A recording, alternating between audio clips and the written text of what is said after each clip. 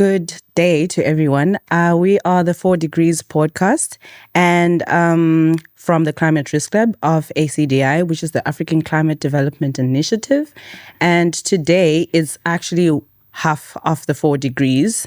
There's 4 of us, but it's just me and Yonela today. So welcome, Yonela. Thank you. It's been this is the 3rd episode, so we are going to dive right into the impacts of climate change, which is the reason why obviously we talk about this, because we get to experience the impacts. And there is more of a top 10, I would say, top 10 impacts that have been put out according to various UN sources. Which one would you think is like number 1? Maybe something related to heat, like heat waves. That's the most prevalent and most felt everywhere, even in the oceans. Yeah, that's actually true. It's like hottest temperatures is like number 1. It's like right there. And then severe storms come after. And then the other impacts come after, which brings me to the fun fact of the day. Yeah, love a good fun fact. We do love a good fun fact. So I'm going to tell you one fun fact. Okay. And then I'll bring another fun fact later. So we have actually lost 302.4 billion work hours to extreme heat in 2019. This was as at 2019. So this is like accumulated work hours. So essentially productivity has become lower over time. Okay. And most of it is actually lost from, it's funny, sleeping on the job. Well, I know. And I'm thinking, yeah, that's real. I read, I saw another post a couple of days or maybe a week ago that says the reason why there's like low productivity is there's a thing called doom scrolling on the job, where workers are now acting as if they're doing the work because of fatigue and they're tired and all of these things. And productivity now is going low in the workspace. So maybe there's a link there. Imagine there's like doom scrolling and then there is heat. It's like everything is just coming against you. Yeah. Well, those spaces are kind of... the AC, there's AC in those. Yeah. And then I don't understand maybe like the link between the two. But but it could be. However, it could be related. Yeah. Because even though I'm here in this air-conditioned space, there's other things that affected me outside of it. Yeah. So, yeah. And not every workplace has an aircon, which is when we talk about heat and then we talk about global warming and climate change and everything that comes with it. One of the most apparent things that have been happening is in the world of sport. So in the world of sport, we've been seeing The Guardian yesterday, I think a day ago, they actually put out this this statement that tennis players were asking. There's a tennis player who asked, I don't remember the name, who asked, do you want us to die of the heat? Like, it's too hot. And this comes with heat and then humidity. You know how hot and uncomfortable it can be. Those two together. Yeah. And it's a space where there's a lot of like talks, or if the temperatures are increasing, but then how will they impact the sport itself and how the sport is conducted? Will it, like outside sport, will they have to move inside, or will there be introduction of breaks, frequent breaks in between? Like, for example, I've learned that when there was the under-20 World Cup for rugby, there were a thing called cooling breaks, which I was not aware that they were a thing. And then that apparently have been a thing for 10 years now. And while I was searching or like researching about it, I happened to find a forum post by like a spectator who said, I saw that Kolisi asked for a cooling break in between the game. And then he talked about how that impacted the flow of the game, which is another point of conversation in the climate change and sport space, where how does then like the introduction of or adaptation to climate change affect the essence of the sport itself and the entertainment area from the spectators like view. Yeah, You were part of the working group on climate and sport with Ascend, the African synthesis for something, the Ascend group, and there's a working group for climate and sport. It's a concept. Yeah, it was a concept. It's not a working group as okay. But they use the concept of working groups from the IPCC to like how they normally come up with research questions. So they emulated that concept to climate change in sport. Okay. Yeah, what were like some of the things that people were coming up with? Considering it's like a multidisciplinary space with people from different areas of expertise, from law, from every other part of like any area of expertise. What were like some of the, things that were coming up in terms of how can we adapt to this? How can we even get to accept this? Considering that some sports, for example, in tennis, the ATP didn't have a rule on heat. So they were just going with the flow. The one who's on the ground, the manager who's on the ground would have to make the decision that, you know what, I think it's just too hot here. We might need a cooling break. But it's not like there's a heat policy of saying if this day has this much amount of like temperature and humidity, then we have to put up a policy of like cooling breaks when it gets to like 30 degrees and then there's 70% humidity, something of that sort. What was like some of the things that were coming up? Most of the things that came up was the research itself needs to be athlete centric. So because they are the ones that bear the brunt of the environmental conditions that happen, so they have to play in those conditions. So whatever research or solutions that come up need to have them in mind first. And then we had people from like in athletics and people from different universities that work with the F1, work with athletes of any sort, like in the medical sense. And they also, like, that was the general consensus among the researchers that it needs to focus on the athletes themselves. But it tends, when it comes to implementation, there's a lot of contestation because there's different stakeholders in terms of those players themselves that want different things out of that player. Yes. So introduction of different things or climate action or climate adaptation, if then it impedes the deliverance of certain like things that are expected from those players themselves, they may not push for it or what's the word? They may not be offered. Yes. They're like, no.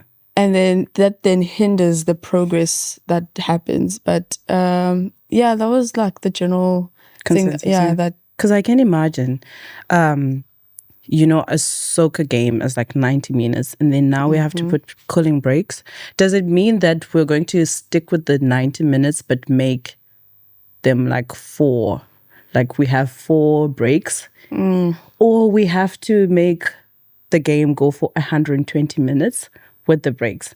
See, it's like now you have to spend more time on the ground in the pitch, or you have to spend more time as a spectator, someone who's watching the game in the conditions. In the conditions yourself, and then you have to stay for like 120, or you're going to stay for 90. But if you're used to just one break, now you have to sit through 4 breaks or 3 breaks, however how much time is needed for an athlete to recover or to be able to get on the pitch again. Because normally in rugby games, I'm not sure about other sports, it's 80 minutes. However, it takes longer than that.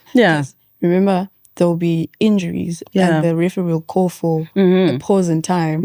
The pause in time doesn't mean it shortens the game itself.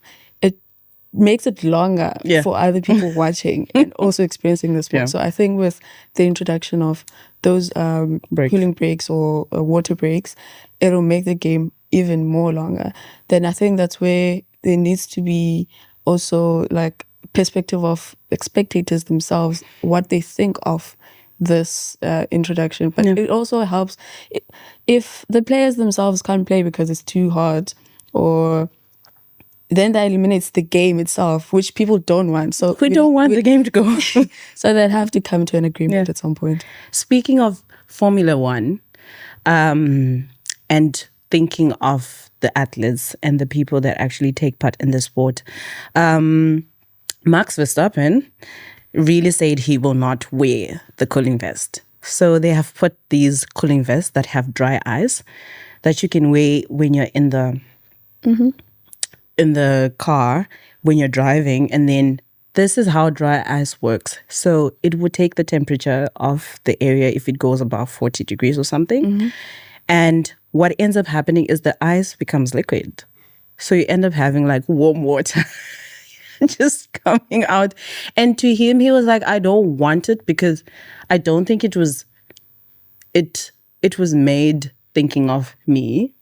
But also someone else who I forgot the name again, another athlete, was okay with it because it worked for him on another pitch. It worked for him on another pitch. But it's also one of those, imagine now you are having, because for him, he was like, I do practice in those conditions sometimes.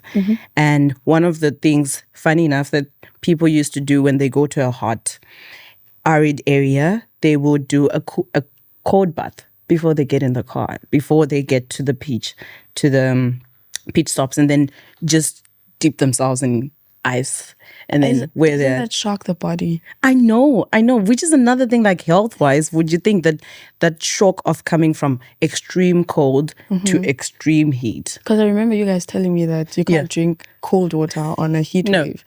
Now, how is that? Did you see that there were athletes at the bicycle thing? I'm not sure if it's on open.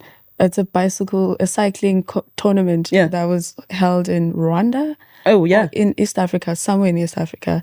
And they were not handling the heat. The heat.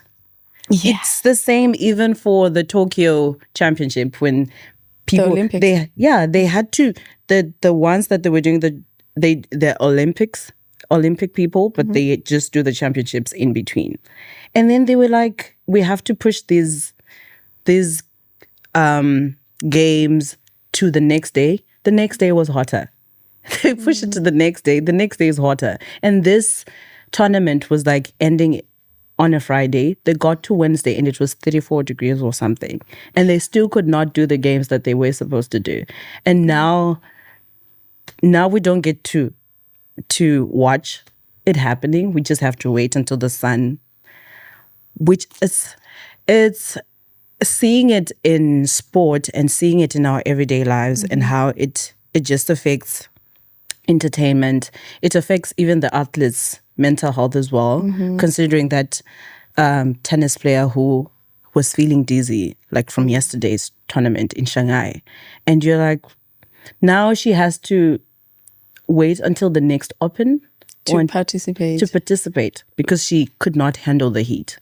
And then we start talking about mental health. Mental health, climate change and mental health. So it's like everything is connected. And I think one of the things that you have talked about is about also not putting everything in silos. That is not going to be like climate and sport and climate and mental health, because they're all connected. Yeah. And And part of the like suggestions that are out there when it comes to like adapting to this to the changing climate in sport is putting like mega AC units in indoor spaces for indoor sports. But then that doesn't work for every sport, because now there's a sport of snow gliding or snowboarding where you can't control that environment. Yeah. But then there's melting of ices and melting of stuff where now they may have to be moved inside or moved to another location that's unaffected. And that's money. That's money that's needed to just improve all of that. Exactly. It's like tons of money. Who will fund? We say, and it's a lot of thinking that has to come into it, because who funds the AC? Who funds the, when we say we're going to have a World Cup in in Saudi Arabia, then they have to bear the brunt of like the financial means of putting a lot of AC or a lot of cooling systems. And if it's, for example, if it's like a European country and it's not that hot, I would say for that season, then they would be fine. They would just hold the, you know how we talk about the positive and the negative, that some people actually get the positive from the negative situation. They're getting warmer temperatures, and a warmer temperature, which is as compared to like extreme cold temperatures, is actually a good thing. So they will be like, you know what, they will be able to host a World Cup. But then Saudi Arabia would just be there like, we might not have the means to be putting AC for everyone, or it's a lot of thinking and a lot of like heat. Yeah, a lot of things to factor in. Yeah. Well, fun fact regarding this heat, climate change and sport thing. In Australia, they've been, I'm not sure if it's solely in Australia, but there has been this study where they make players swallow pills that sense the heat inside to just study how the environmental conditions affect different players. Yeah. So they've done it on cricket players and female hockey players, and I forgot the third one, but it's a way of like making a study to make informed decisions in the future. Yeah. Think about that. What if I don't want the pill? And then we start talking about ethics. And then, and then we start looking at, okay, if I say I don't want the pill, and then my coach is probably going to give me the side eye, like, what are you trying to do? We're just trying to help you. But I'm like, no, I don't know what you're going to do with the pill. It's a whole thing. Yeah. But that's interesting that it would be really an informed decision, I would say, if they get the results. When they get the results, it's like coming from a space of, we really want to know what works for an athlete and what works for, so that we get an average, We don't just think, I can handle 30 degrees, so I think Yonela will handle 30 degrees. And speaking of informed decisions. Oh, yeah.